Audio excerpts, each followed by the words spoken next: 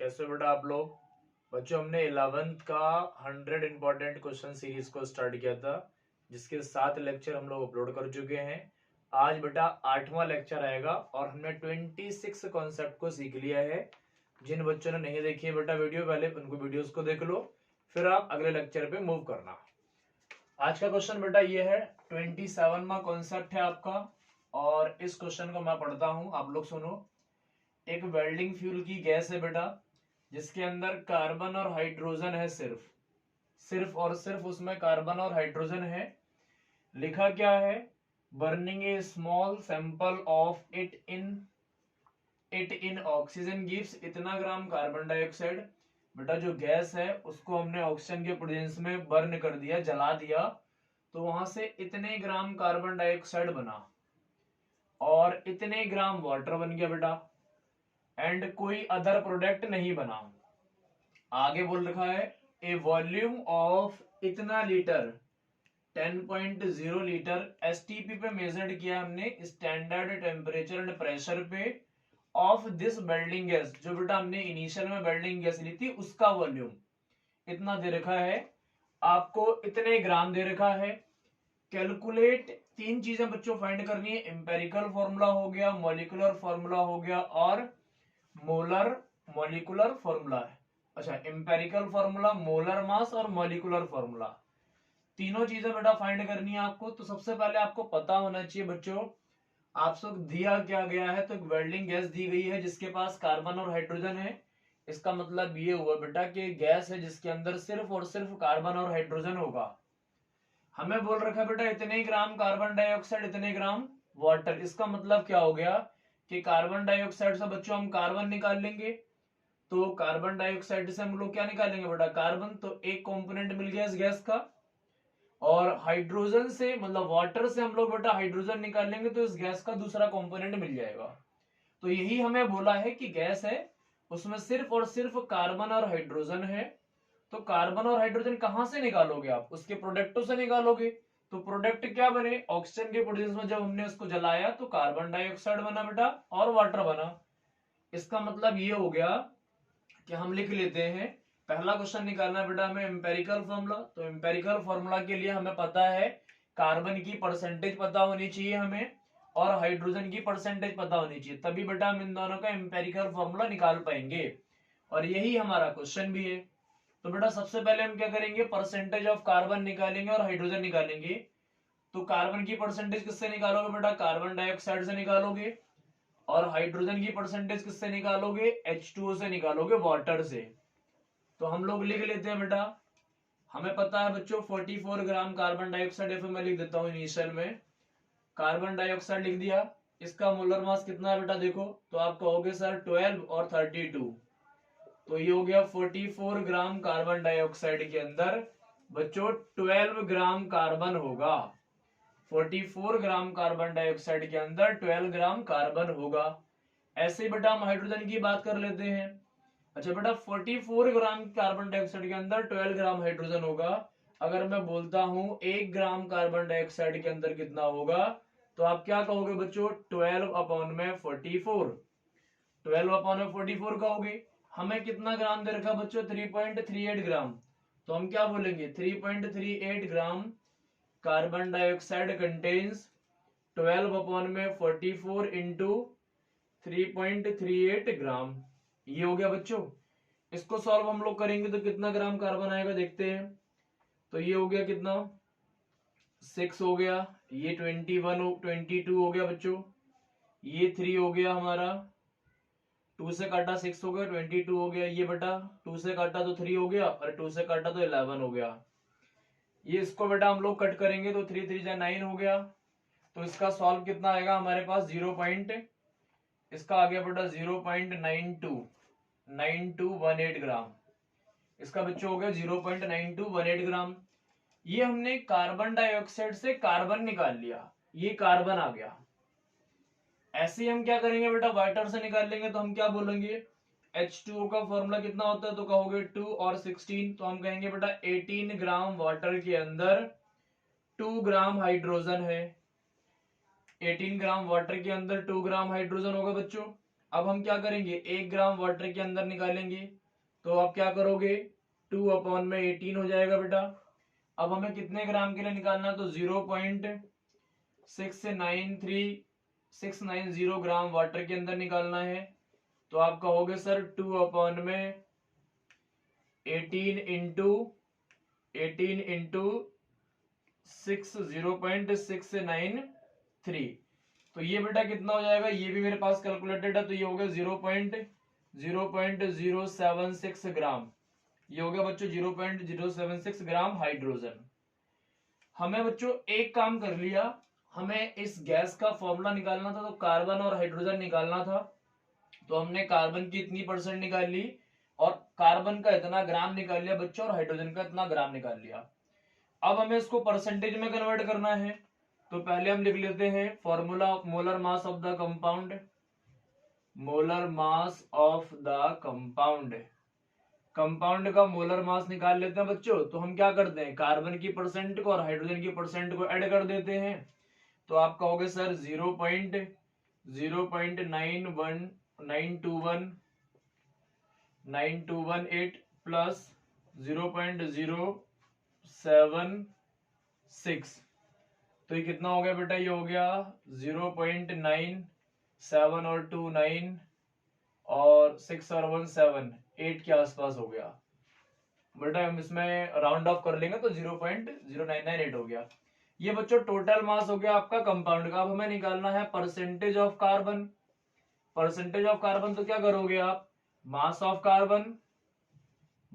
Carbon upon में total mass into 100। तो बेटा मास ऑफ कार्बन कितना है, तो आप परसेंटेज ऑफ कार्बन जब लिखोगे तो मास कितना था 0.09218 अपॉन में 0.998 हो गया बेटा इंटू 100। तो आपका कितना परसेंट आ गया, 92% आ गया, ये 92.3%, ये बड़ा 92.3% हो गया। ऐसे ही हम परसेंटेज ऑफ हाइड्रोजन निकाल लेंगे।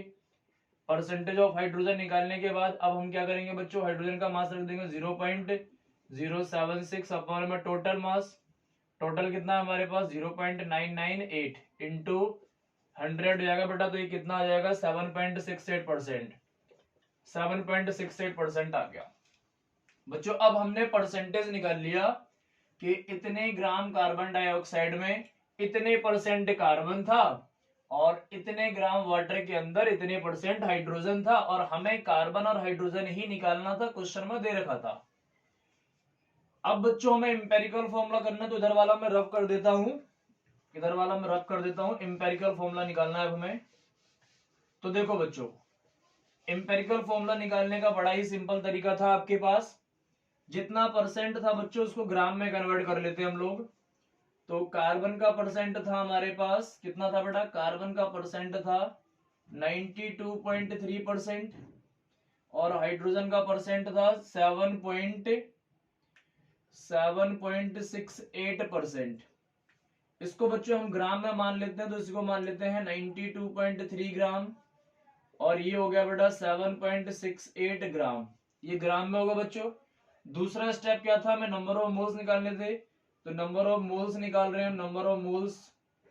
तो नंबर ऑफ मोल्स बेटा कार्बन के निकाल रहे हैं, तो आप क्या लिखोगे, गिवन मास अपॉन में मोलर मास। ये हमारा बेटा नंबर ऑफ मोल्स का फॉर्मूला था। तो हमने कार्बन के नंबर ऑफ मोल्स निकालने, तो गिवन मास कितना होगा बच्चों, हमने निकाला ये गिवन मास हो गया। तो आप कहोगे 92.3 ग्राम अपॉन में मोलर मास बेटा कार्बन का कितना होता है, तो आप कहोगे 12। तो ये कितना हो गया बेटा 12×5 = 60, 12×6 = 72, 12×7 = 84। तो ये हो गया बेटा 7.68% के आसपास आएगा, 7.68 ग्राम, इतना ही होगा 7.68 ग्राम। ठीक है बेटा 7.68 ग्राम हो गया।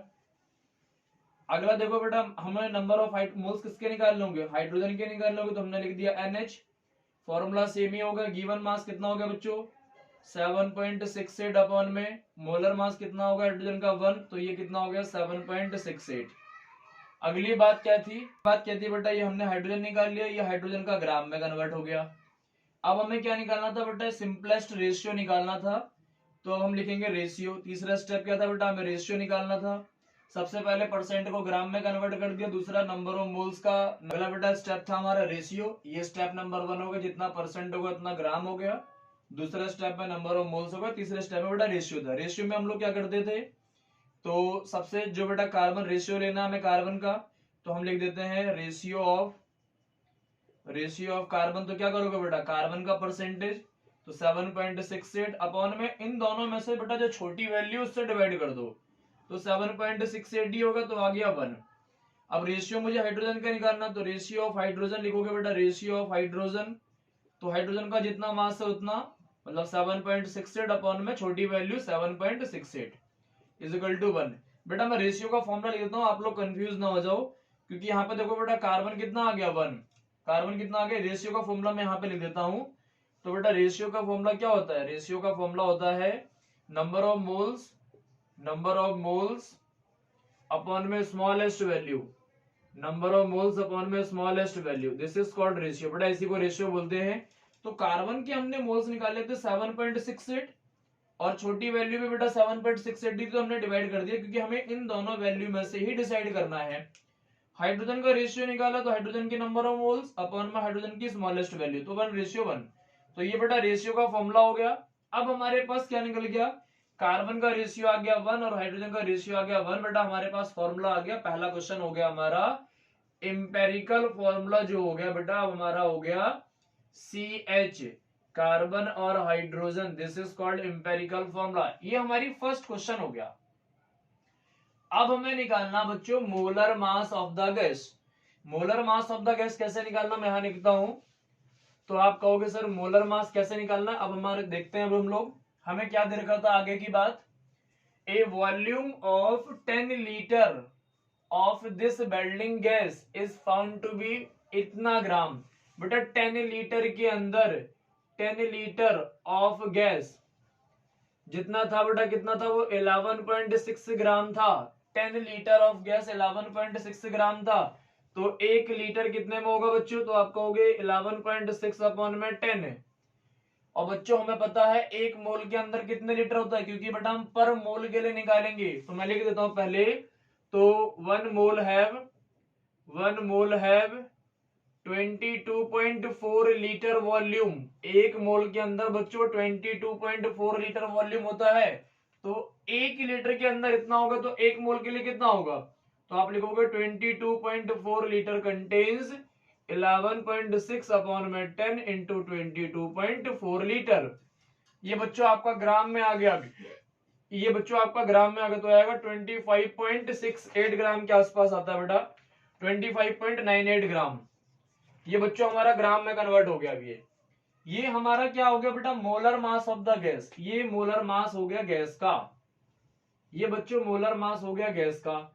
अच्छा अब हमें क्या निकालना बेटा, मॉलिक्यूलर फॉर्मूला। तो ये सेकंड स्टेप हो गया आपका, ये फर्स्ट क्वेश्चन हो गया, ये सेकंड क्वेश्चन होगा। थर्ड पार्ट देखते हैं हम लोग, molecular formula of the gas. तो बेटा थर्ड स्टेप में हमें पता है molecular formula is equal to होता है n times of empirical formula, n times of empirical formula. ये बेटा क्या है, molecular formula, molecular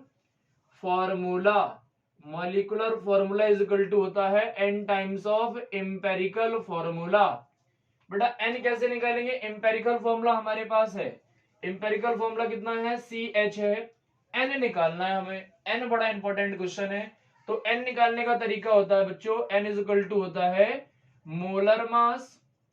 molar mass upon में mass of empirical formula, mass of empirical formula, molar mass upon में mass of empirical formula. Molar mass कितना निकाला बच्चों हमने, 25.98 ग्राम, तो हम लिख देते हैं n is equal to 25.98 gram upon में एम्पेरिकल फॉर्मूला कितना है बच्चों, एम्पेरिकल फॉर्मूला देखो ये निकाला है हमने। तो कार्बन का कितना होगा बेटा 12 और हाइड्रोजन कितना हो गया 1, तो कितना हो गया सम 13 से उसको डिवाइड कर दो, तो कितना आ गया बच्चों 2।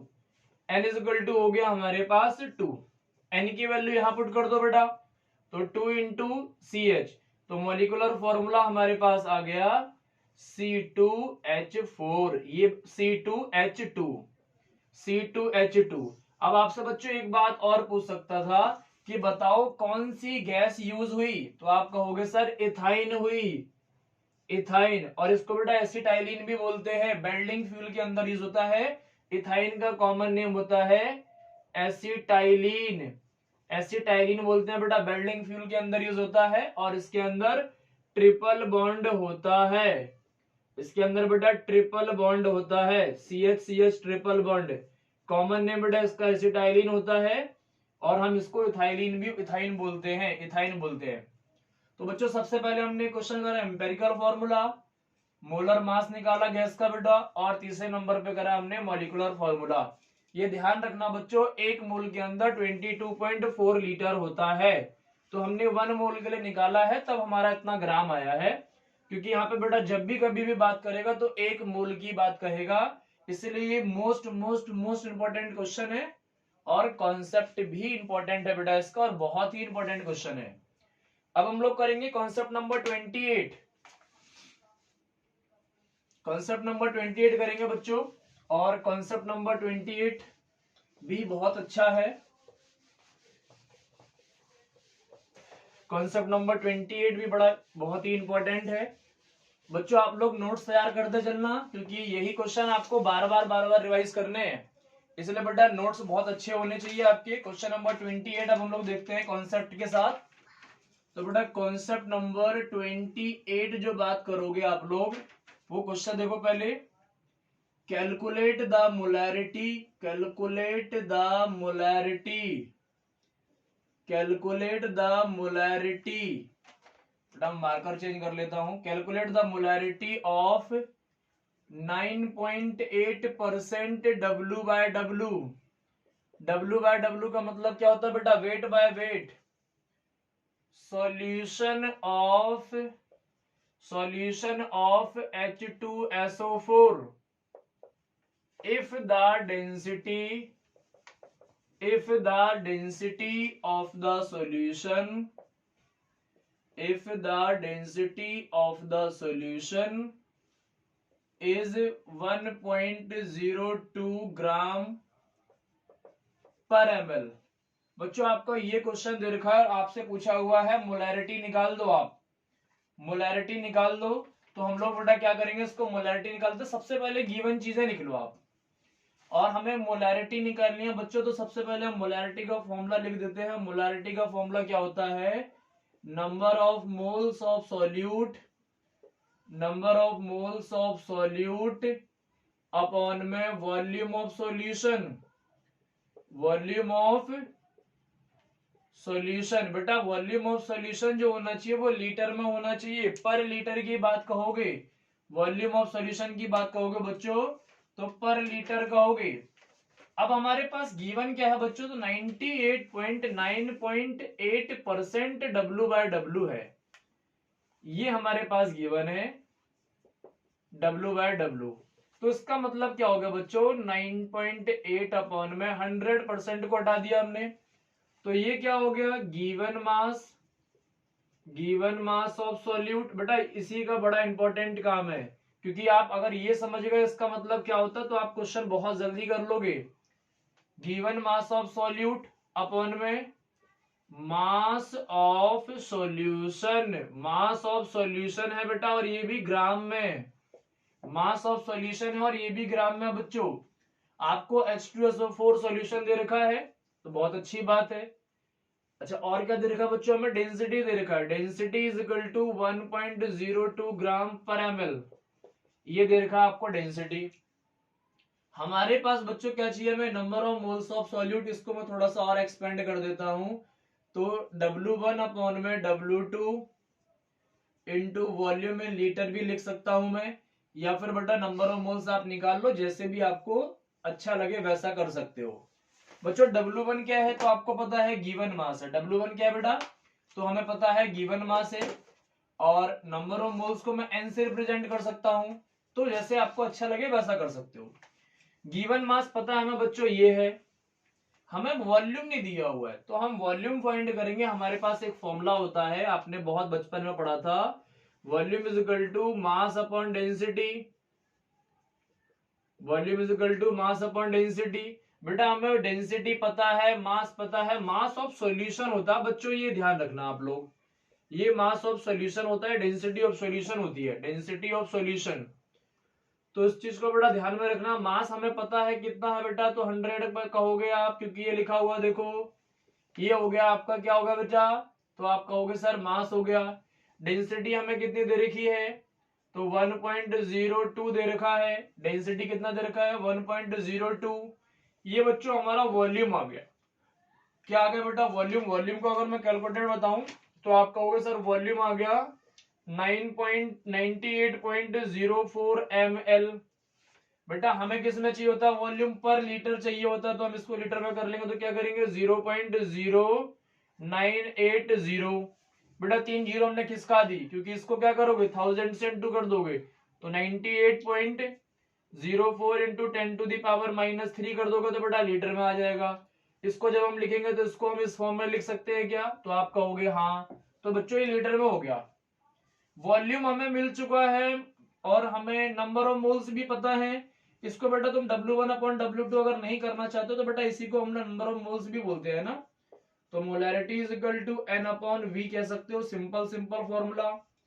N हमें पता है नंबर ऑफ मोल्स होता है, अगर आप इसमें पुट करना चाहो तो इसमें निकाल लो, नहीं तो ऐसे निकालना चाहो तो ऐसे निकाल लेते हैं।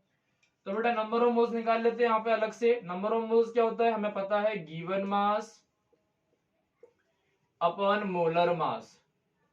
मोलर मास, गिवन मास कितना बच्चों, तो 9.8 है, तो N इज इक्वल टू हो गया 9.8 अपॉन में मोलर मास कितना है बच्चों, तो हमें H2SO4 का मोलर मास फाइंड करना होगा। तो H2SO4 का जब हम मोलर मास फाइंड करेंगे तो 2 into 32 plus 64 is equal to 98 gram. बेटा 98 ग्राम हो गया, तो यहाँ पे हमने कर दिया 98, तो ये कितना हो गया बेटा 0.1 मोल्स, 0.1 मोल। बच्चों यहां पर यही बात अगर मैं n नहीं निकालता तो W1/W2, तो इसका मतलब होता है बच्चों W1 और इसका मतलब होता है W2। इस वैल्यू को आप यहां पर भी पुट कर सकते थे। वॉल्यूम आपको पता है बेटा, n आपको पता चल गया इतना, तो हमने फॉर्मूला पुट कर दिया, molarity is equal to 0.1 upon में 98.04 10⁻³ और बच्चों हम लीटर में सीधा पुट कर देते हैं वैल्यू को, तो आ गया 0.0980।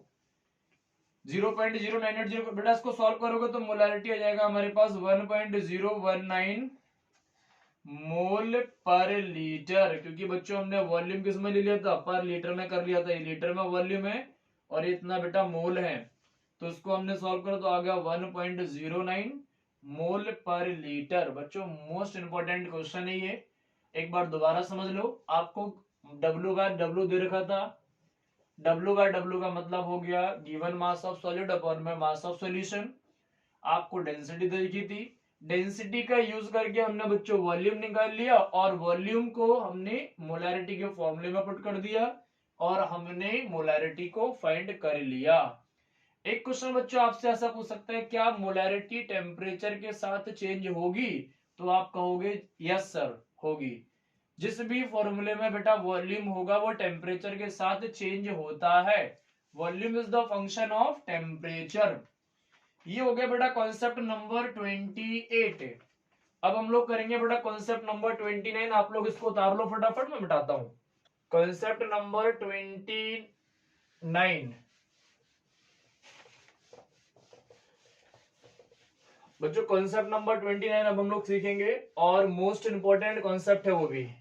सारे ही कॉन्सेप्ट बच्चों बहुत ही इंपॉर्टेंट है और बहुत ही इंपॉर्टेंट आपके क्वेश्चंस हैं, डायरेक्ट पेपर में आपको यही मिलने चाहिए बच्चों।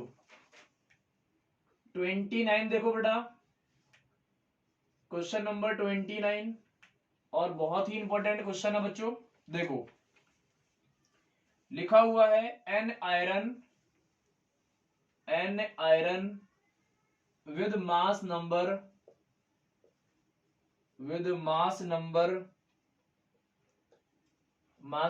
56 ग्राम, 56 ऐसा लिखा हुआ with mass number 56 contains 3 units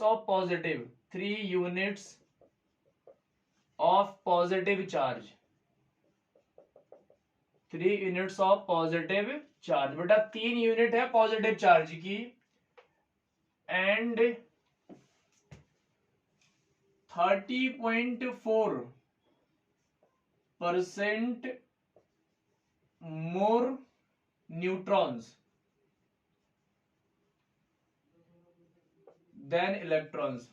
इतने बेटा न्यूट्रॉन्स दे रखे हैं इलेक्ट्रॉन्स से ज्यादा देन इलेक्ट्रॉन्स। आपको क्या पूछा बेटा, असाइन द सिंबल पूछा हुआ है ऑफ दिस आयरन, बेटा आयरन का आपसे सिंबल पूछा हुआ है, आयरन का आपसे सिंबल पूछा। तो क्वेश्चन देखो बेटा क्या बोला हुआ है, क्वेश्चन आराम से समझो, बड़ा ही इंपॉर्टेंट क्वेश्चन है। आयरन है विद मास नंबर 56। तो बच्चों हम लोग लिख लेते हैं जो चीजें गिवन है। मास नंबर 56, तो बेटा मास नंबर हो गया हमारे पास, इसका सॉल्यूशन कर रहे हैं हम लोग। मास नंबर हो गया 56, बहुत बढ़िया। एक बात पता चल गई, contains 3 unit of positive charge. बेटा पॉजिटिव चार्ज का मतलब होता है protons, number of protons. Number of protons वो 3 ज्यादा है। Contains 3 units of positive charge and इतना percent more neutrons than electrons. बेटा 3 यूनिट प्रोटॉन ज्यादा है और इतने परसेंट न्यूट्रॉन ज्यादा है इलेक्ट्रॉन से। तो बच्चों इसमें इलेक्ट्रॉन से कंपेयर किया गया, तो हम मान लेते हैं let the number of electrons is x. Number of electrons, बेटा हम इलेक्ट्रॉन्स को एक्स मान लेते हैं क्योंकि हमें बोला गया है कि 3 यूनिट बेटा पॉजिटिव चार्ज ज्यादा है इलेक्ट्रॉन से और इतने परसेंट न्यूट्रॉन ज्यादा है इलेक्ट्रॉन से। तो बेटा पॉजिटिव चार्ज का मतलब हो गया नंबर ऑफ प्रोटॉन्स, तो हम लिख लेते हैं नंबर ऑफ प्रोटॉन्स कितने हो गए बेटा, नंबर ऑफ प्रोटॉन्स कितने हो गए, तो x प्लस 3 कर लेते हैं क्योंकि 3 यूनिट ज्यादा है किससे, इलेक्ट्रॉन से, तो इलेक्ट्रॉन्स को हमने x माना है। अब क्या बोला बेटा, सब में लेट कर रखा हमने। नंबर ऑफ न्यूट्रॉन्स की बात भी कर लेते हैं। न्यूट्रॉन्स की बात करोगे तो बेटा कितना बोल रखा है, इतने परसेंट ज्यादा बोल रखा, तो x तो हमने इलेक्ट्रॉन्स का लिख लिया, कितने परसेंट ज्यादा, तो बेटा 30.4% किससे, x से, इतने परसेंट ज्यादा है x से, तो हमने यहां लिख दिया। हमें क्या निकालना बेटा, सिंबल, और सिंबल निकालने के लिए हमें एटॉमिक मास पता होना चाहिए, फिर बोल सकते हो मास नंबर हमें पता है।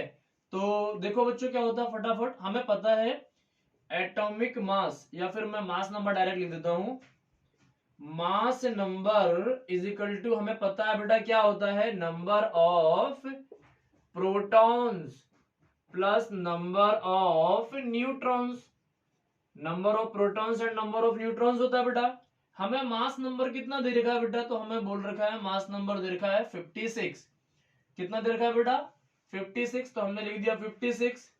नंबर ऑफ प्रोटॉन्स कितने दे रखे हैं बच्चों, तो नंबर ऑफ प्रोटॉन्स दे रखे हैं हमें ये, तो हमने लिख दिया x प्लस 3।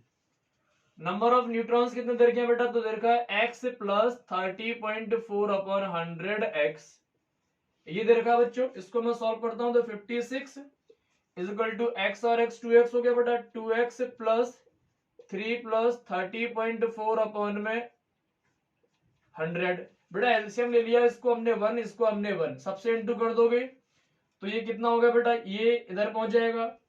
तो 56 is equal to 200x plus 300, इसको बेटा इससे कर दिया इंटू, तो 200x हो गया, इसको इससे कर दिया 300 प्लस 30.4x और अपॉन में 100 है, ये वाला 100 बेटा इधर जाएगा तो कितना हो गया, 5600 is equal to 200x plus 300 plus 30.4x, 30.4x हो गया बच्चों। इसको इसमें से माइनस कर दो तो 56 minus 300 is equal to 200x plus 30.4x हो गया बच्चों। तो ये कितना हो गया, 5300 इज इक्वल टू, ये हो गया बेटा 230 कर देते हैं, 230.4x, इतना हो गया बच्चों। हमें x निकालना, तो हम क्या करेंगे, x निकालना तो क्या कर देंगे, 5300 अपॉन में 230.4 is equal to x, 230.4 is equal to x। तो नंबर ऑफ इलेक्ट्रॉन्स बेटा कितने आएंगे, आपको सॉल्व करोगे इसको तो सॉल्व करने के बाद आ जाएगा x इक्वल टू 23। इसको बेटा सॉल्व करोगे तो कितना आ जाएगा, ये 23 आ जाएगा। तो अब हमें पता चल गया कि हमारे पास इलेक्ट्रॉन्स 23 थे, तो x को क्या माना हमने, इलेक्ट्रॉन्स, तो उसको बोल देंगे number of electrons. Number of electrons कितने थे बेटा, 23 थे। अब हमें नंबर ऑफ प्रोटॉन्स निकालने हैं, तो नंबर ऑफ प्रोटॉन्स की बात करोगे, नंबर ऑफ प्रोटॉन्स की बात करोगे तो 23 प्लस 3 इज इक्वल टू 26। और नंबर ऑफ न्यूट्रॉन्स की बात करोगे बेटा, या फिर नंबर ऑफ प्रोटॉन्स की बात पता चल जाएगा, क्योंकि हमें पता है बेटा नंबर ऑफ प्रोटॉन्स जो होता है, number of protons is equal to atomic number होता है, एटॉमिक नंबर। तो हमें पता चल गया बेटा एटॉमिक नंबर कितना होगा, तो आप कहोगे एटॉमिक नंबर भी होगा 26। तो 26 किसका सिंबल हो गया, Fe का। लेकिन बेटा इलेक्ट्रॉन 23 है और प्रोटॉन आपके 26 हो गए, क्योंकि बेटा इसी का सिंबल होता है 26 56। Fe का सिंबल कितना होता है 26 56। हमारे पास नंबर ऑफ प्रोटॉन्स अगर 26, इसका मतलब होगा एटॉमिक नंबर होगा 26 और मोलर मास आपको 56 दे रखा था पहले से, मास नंबर 56 दे रखा था बेटा। अब हमें क्या बोला हुआ है कि सिंबल क्या होगा, तो आप क्या कहोगे, जितने प्रोटॉन्स है बेटा उससे 3 इलेक्ट्रॉन्स कम है, इसका मतलब हो गया सिंबल हो गया आपका Fe+3। ये बेटा आपका सिंबल हो गया, 3 इलेक्ट्रॉन्स हमने कम कर दिए, ये हो गया बेटा आपका सिंबल। तो देखो बच्चों बड़ा आसान क्वेश्चन था, क्या था, मास नंबर आपको दे रखा था बच्चों, हमने लिख लिया 3 यूनिट्स पॉजिटिव चार्ज से हमने लिख ली, और इतने परसेंट न्यूट्रॉन्स था, हमने बेटा सबको लिख लिया, कैलकुलेट सिंपल कैलकुलेशन कर लिया और आंसर निकाल लिया। अगला कॉन्सेप्ट देखो बेटा, कॉन्सेप्ट नंबर 30, आप इसको नोट कर लो। और अब हम लोग करेंगे कॉन्सेप्ट नंबर 30।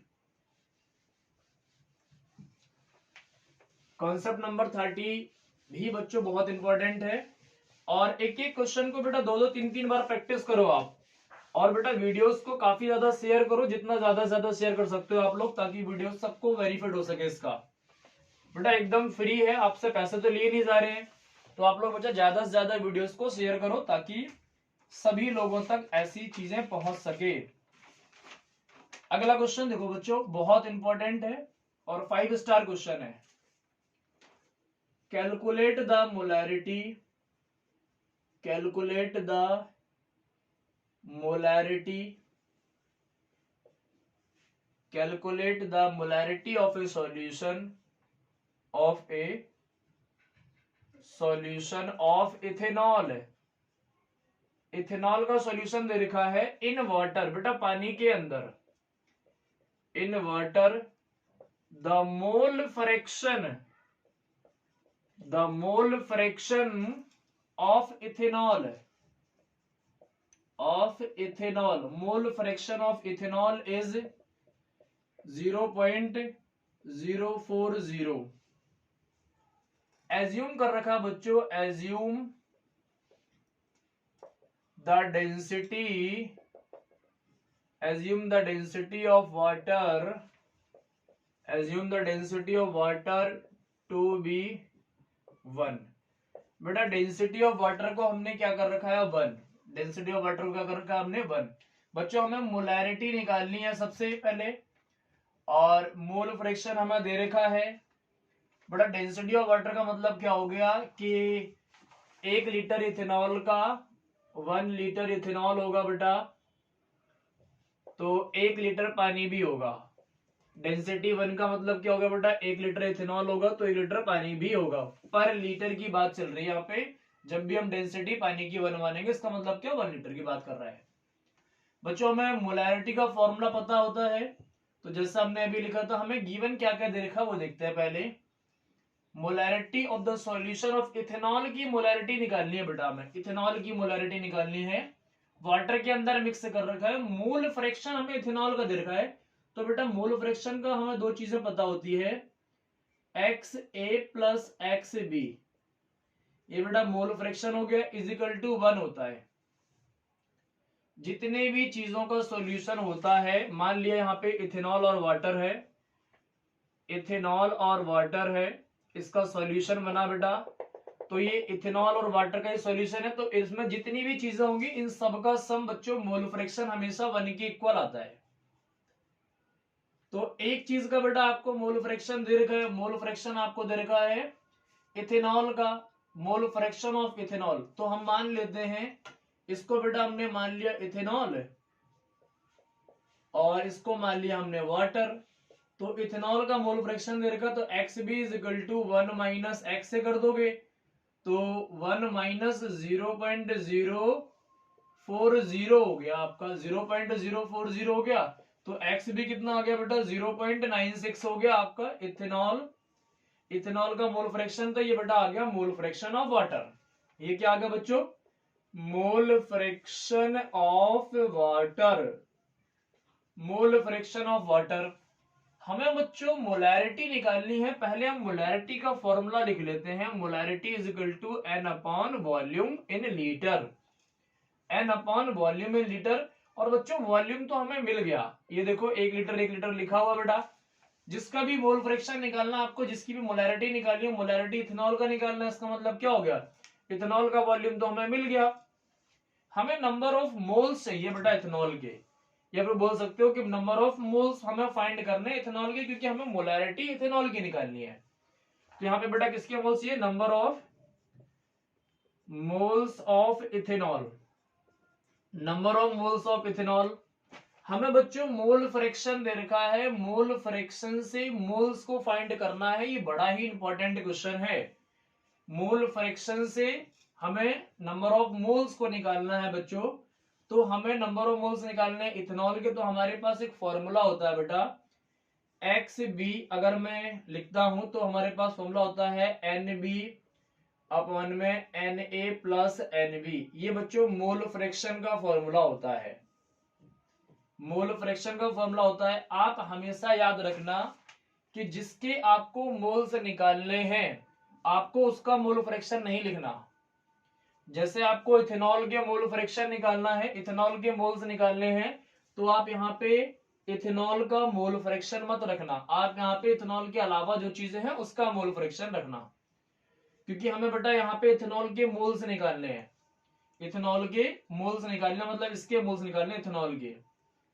तो जिसके बच्चों मोल फ्रैक्शन निकालना होगा आपको, या फिर जिसका मोल्स निकालना है, इथेनॉल का मोल्स निकालना है, तो आप जो कैलकुलेट करोगे मोल्स निकालने का, वो आप यहाँ पे अपोजिट वाले या फिर दूसरे सब्सटेंस का मोल फ्रैक्शन रखोगे। मतलब इथेनॉल के साथ पानी था तो मैं मोल फ्रैक्शन यहाँ पे वाटर का रखूंगा। तो 0.96 बेटा मोल फ्रैक्शन ऑफ वाटर हो गया, हमने कर लिया।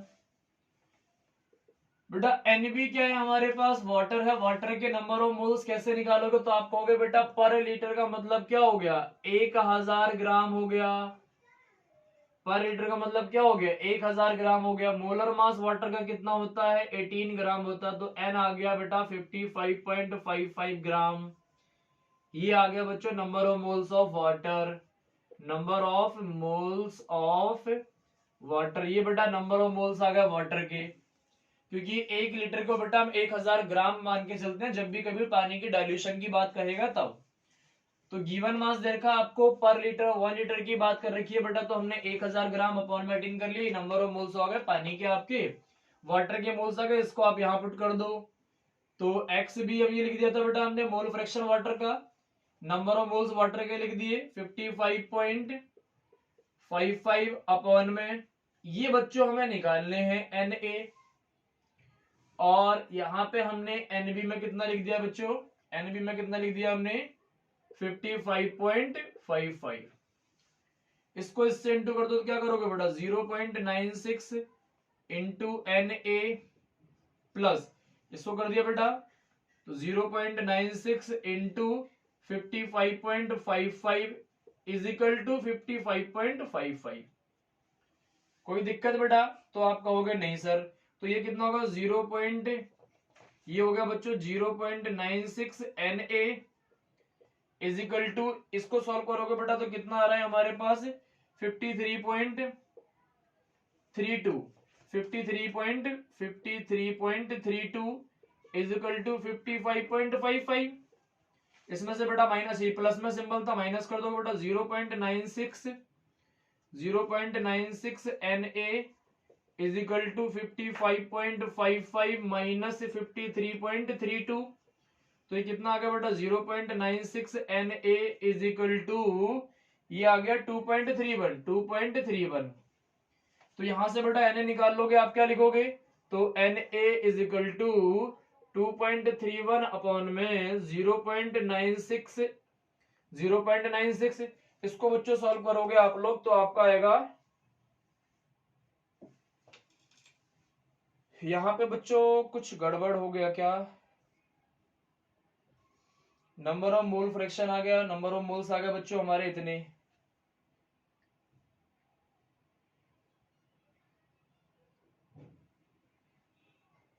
ठीक है बेटा, ठीक है, नंबर ऑफ मोल्स बेटा हमारे इतने आ गए, ठीक है। 2.22 आ रहा है बेटा यहाँ पे, ये गलत हो गया, ये 2.22 आएगा, 2.2 आएगा बेटा यहाँ पे, 2.2 आएगा, ये आपका 2.2 अपॉन में 0.96। तो बेटा Na कितना जाएगा 2.31, Na कितना जाएगा 2.31। ये आपके आ गए नंबर ऑफ मोल्स, किसके बेटा मोल्स आ गए, इथेनॉल के, किसके मोल्स आ गए, इथेनॉल के मोल्स हो गए, ये किसके मोल्स हो गए बेटा, इथेनॉल के मोल्स हो गए, क्योंकि हमने क्या करा, हाँ इन दोनों को 55.55 में से बेटा इसको माइनस करोगे तो 2.22 ही आएगा, 2.22। तो ये बेटा एग्जैक्ट है, ठीक है, करेक्ट है बेटा, ठीक है, 2.22 आ गया, इसके हमने मोल्स निकाल लिए। अब हमारे पास बच्चों दोनों चीजें आ गई, वॉल्यूम हमें पता था पर लीटर था, मोलारिटी के मोल्स आ गए, तो अब हम बेटा फॉर्मूला पुट कर देंगे, molarity is equal to N कितना आ गया मोल्स, तो आप कहोगे 2.31 अपॉन में वॉल्यूम कितना है बेटा 1, ये मोल है, ये वॉल्यूम है पर लीटर, तो मोलारिटी आ गया 2.31 मोल पर लीटर, मोलारिटी आ गया 2.31 मोल पर लीटर। बेटा इसी को हम लोग मोलर भी बोलते हैं, मोलारिटी को हम लोग बच्चों मोलर भी बोलते हैं। तो देखो बेटा इस क्वेश्चन में क्या करा, बड़ा इंपॉर्टेंट क्वेश्चन था, मोलारिटी हमें फाइंड करनी है इथेनॉल की, मोल फ्रैक्शन हमें दे रखा था इथेनॉल का, इथेनॉल का मोल फ्रैक्शन दे रखा था बेटा, हमने वाटर का मोल फ्रैक्शन निकाल लिया। मैंने क्या बोला, जिसके आपको नंबर ऑफ मोल्स निकालने हैं उसके दूसरे कंपोनेंट का मोल फ्रैक्शन पुट कर दो, तो हमने वाटर के मोल फ्रैक्शन को पुट कर दिया यहाँ पे और नंबर ऑफ मोल्स निकाल लिए इथेनॉल के। अगर बच्चों मेरे को नंबर ऑफ मोल्स वाटर के निकालने पड़ते तो यहाँ पे मोल फ्रैक्शन पुट करता इथेनॉल का, लेकिन हमें इथेनॉल के मोल फ्रैक्शन निकालना था, मतलब इथेनॉल के नंबर ऑफ मोल्स निकालने, तो हमने पानी का मतलब वाटर का मोल फ्रैक्शन का फॉर्मूला रख दिया। यहां से बच्चों इतना फॉर्मूला आया, नंबर ऑफ मोल्स हमारे आ गए इतने, ये नंबर ऑफ मोल्स आ गए बच्चों। नंबर ऑफ मोल्स को हमने मोलैरिटी के फॉर्मूले में पुट कर दिया, molarity is equal to N upon V, number of moles of ethanol है बेटा ये, और ये वॉल्यूम हो गया आपका सॉल्यूशन का। वॉल्यूम सॉल्यूशन का क्या बेटा, 1 लीटर ही सॉल्यूशन बनेगा कि इथेनॉल को हमने वाटर के अंदर ऐड किया हुआ है, और हमें दे रखा है assume the density of water to be 1 mole fraction बेटा पर लीटर की बात कर रहा है, तो हमने 1 लीटर रख दिया, यहां से आ गया आपका मोलैरिटी या फिर मोलर। बच्चों ये मोस्ट इंपोर्टेंट कॉन्सेप्ट था, कॉन्सेप्ट नंबर 29, फटाफट नोट करो बेटा, फिर आगे बात करेंगे। बेटा कॉन्सेप्ट नंबर ये हमने कर लिया था 29, बेटा कॉन्सेप्ट 29 नहीं, कॉन्सेप्ट नंबर 30 था बेटा, ये 30 कॉन्सेप्ट नंबर था। अब हम लोग करेंगे बेटा कॉन्सेप्ट नंबर 31, तो बच्चों इतना लिख लो इसको, फिर अब हम लोग कॉन्सेप्ट नंबर 31 करते हैं। कॉन्सेप्ट नंबर 31 में बच्चों बहुत अच्छा क्वेश्चन है, और आप इसको थोड़ा सा अच्छे से समझना, ये भी मोस्ट इंपोर्टेंट क्वेश्चंस में से एक है।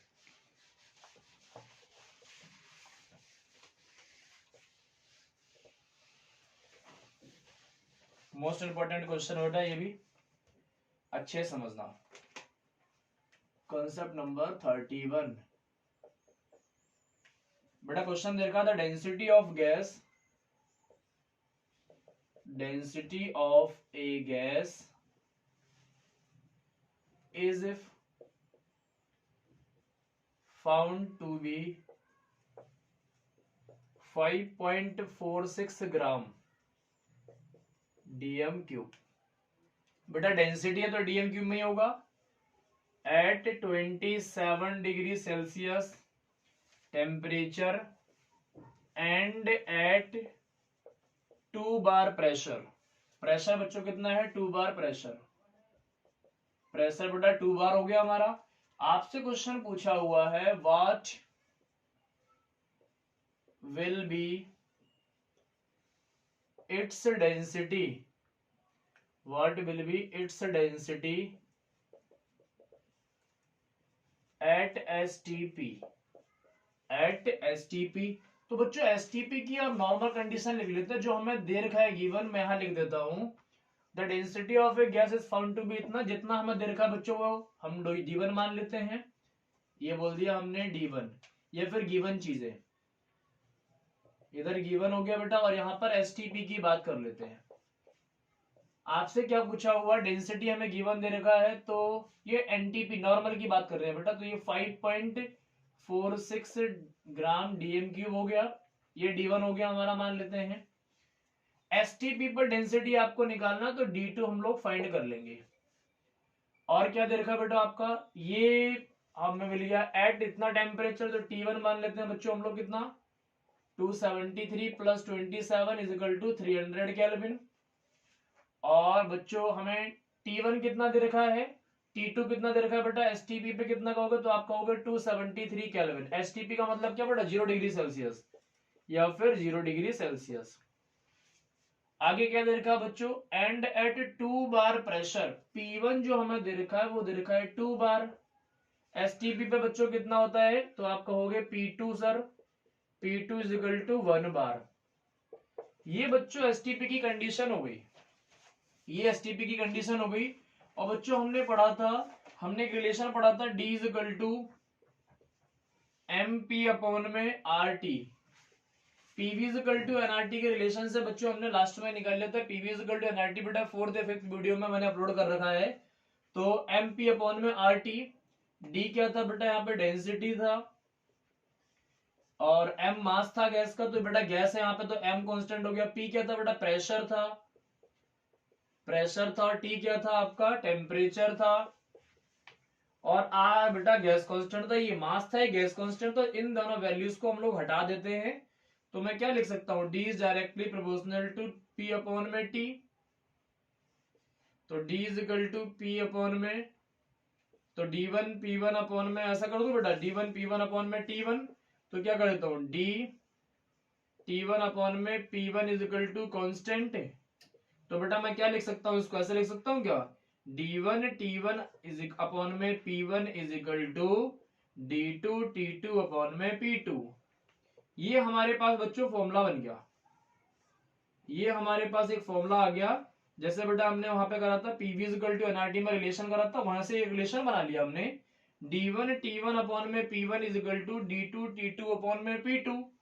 इस वैल्यू को बेटा मैं रिलेशन को यहाँ पे वैल्यू पुट कर देता हूं, तो यहां लिख देता हूं मैं D1 T1 अपॉन में P1 is equal to D2 T2 upon में P2।